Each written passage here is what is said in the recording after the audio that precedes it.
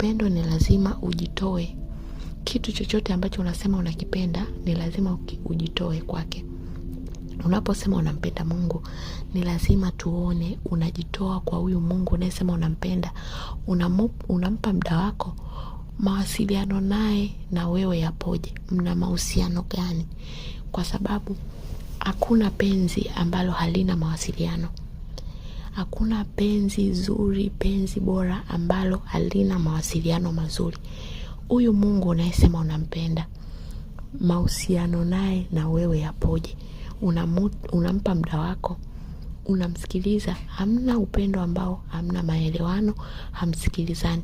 Usije ukasema unampenda Mungu na huku haumpi muda wako, hauna mahusiano naye mazuri, hamsikilizani.